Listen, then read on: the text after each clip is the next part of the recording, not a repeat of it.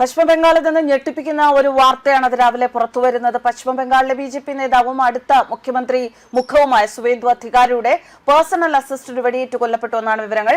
തെരഞ്ഞെടുപ്പ് ഫലം വന്നതിന് പിന്നാലെ അക്രമം രൂക്ഷമാകുന്നതിനിടെയാണ് ഈ സംഭവം. ചന്ദ്രനാഥ് റാത്ത് എന്ന ആളാണ് കൊല്ലപ്പെട്ടത്. നോർത്ത് 24 പർഗനാസ് ജില്ലയിലെ മധ്യഗ്രാം മണ്ഡലത്തിൽ വെച്ചാണ് കൊലപാതകം. പശ്ചിമബംഗാൾ നിയമസഭാ തെരഞ്ഞെടുപ്പിൽ ആദ്യമായി ബിജെപി ഭൂരിപക്ഷം നേടിയിരുന്നു. വിജയത്തിന് പിന്നാലെ സംസ്ഥാനത്തിന്റെ പല ഭാഗത്തും അക്രമങ്ങൾ പതിവായി അരങ്ങേറുന്നു. ഇതിനിടയിലാണ് ചന്ദ്രനാഥിന്റെ കൊലപാതകം. ഇയാൾക്ക് നേരെ അക്രമികൾ 2 തവണ നിറയൊഴിക്കുകയായിരുന്നു. ബിജെപി പ്രവർത്തകർക്കൊപ്പം നിൽക്കുകയായിരുന്നു ചന്ദ്രനാഥിനെ അക്രമികൾ ലക്ഷ്യമിട്ടു എന്നാണ് ദൃക്സാക്ഷികൾ പറയുന്നത്. ചന്ദ്രനാഥിനൊപ്പം ഉണ്ടായിരുന്ന ബുദ്ധദേവ് എന്ന ആൾക്കും വെടിയേറ്റിട്ടുണ്ട്. ഇയാൾ ചികിത്സയിലാണ്. ക്ലോസ് റേഞ്ചിൽ വെടിയേറ്റ PA സംഭവ സ്ഥലത്ത് വെച്ച് തന്നെ മരിച്ചു എന്നാണ് റിപ്പോർട്ട്. ദീർഘകാലമായി സുവേന്ദു അധികാരിയുടെ പേഴ്സണൽ സ്റ്റാഫായിരുന്നു ചന്ദ്രനാഥ്. പശ്ചിമബംഗാളിൽ ബിജെപിയുടെ വൻ വിജയത്തിന് പിന്നാലെ വ്യാപക ആക്രമ സംഭവങ്ങൾ അരങ്ങേറുന്നതിനിടയിലാണ് അടുത്ത മുഖ്യമന്ത്രി എന്ന് വിലയിരുത്തപ്പെടുന്ന സുവേന്ദു അധികാരിയുടെ PA തന്നെ കൊല്ലപ്പെടുന്നത്.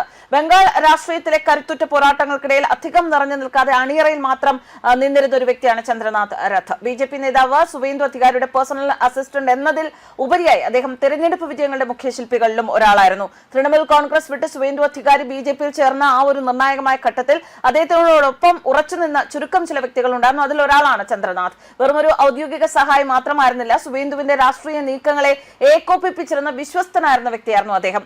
ബംഗാൾ രാഷ്ട്രീയ ചരിത്രം മാറ്റിമറിച്ച 2 പോരാട്ടങ്ങളാണ് ചന്ദ്രനാഥ് തന്റെ സംഘാടന മികവ് തെളിയിച്ചത്.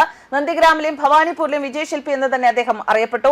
മുഖ്യമന്ത്രി മമതാ ബാനർജിക്കെതിരെ സുവേന്ദു അധികാരി മത്സരിച്ച നന്ദിഗ്രാമിൽ താഴെത്തട്ടിലുള്ള തിരഞ്ഞെടുപ്പ് പ്രവർത്തനങ്ങളെ ഏകോപിപ്പിച്ചത് ചന്ദ്രനാഥ് ആയിരുന്നു. മമതയുടെ തട്ടകമായ ഭവാനിപൂരിലും അധികാരി വിജയം കൊയ്തപ്പോൾ ആ വിജയത്തിന് പിന്നിലെ തന്ത്രങ്ങൾ മെനഞ്ഞത് ചന്ദ്രനാഥിന്റെ നേതൃത്വത്തിലുള്ള സംഘമായിരുന്നു. ബംഗാളിൽ ബിജെപി 207 സീറ്റുകൾ നേടി വൻ വിജയം ആഘോഷിക്കുകയാണ്. അതിനിടയിലാണ് ദാരുണമായ അന്ത്യം. മധ്യഗ്രാമിൽ വെച്ച അക്രമികൾ അദ്ദേഹത്തിന്റെ വാഹനം തടഞ്ഞു നിർത്തി വെടിയുതിർക്കുകയായിരുന്നു. സുവേന്ദു അധികാരിയുടെ രാഷ്ട്രീയ വിജയങ്ങളിൽ നിർണായക പങ്കുവഹിച്ച ഒരാളെ ലക്ഷ്യം വെച്ചതിലൂടെ ബംഗാളിലെ രാഷ്ട്രീയ പോരാട്ടം എത്രത്തോളം രൂക്ഷമാണ് എന്നാണ് വ്യക്തമാകുന്നത്. ബിജെപി പ്രവർത്തകരായി ആൾമാറാട്ടം നടത്തി തൃണമൂൽ കോൺഗ്രസ് പ്രവർത്തകർ ആക്രമണം നടത്താൻ ശ്രമിക്കുന്നുവെന്ന് ബിജെപി കഴിഞ്ഞ ദിവസം ഒരു സംശയം സൂചിപ്പിച്ചിരുന്നു. അതിന് പിന്നാലെയാണ് കൊലപാതകം. ഭവാനിപൂർ മണ്ഡലത്തിൽ മമതാ ബാനർജിയെ 15,000-ലധികം വോട്ടുകൾക്ക് പരാജയപ്പെടുത്തിയ സുവേന്ദു അധികാരി ബംഗാൾ മുഖ്യമന്ത്രിയാകുമെന്ന് തന്നെയാണ് വിലയിരുത്തപ്പെടുന്നത്.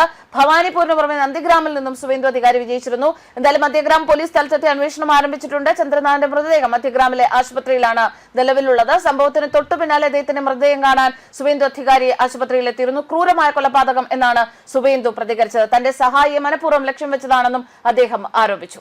ന്യൂസ് ഡെസ്ക് കർമാനസ്. നന്ദി.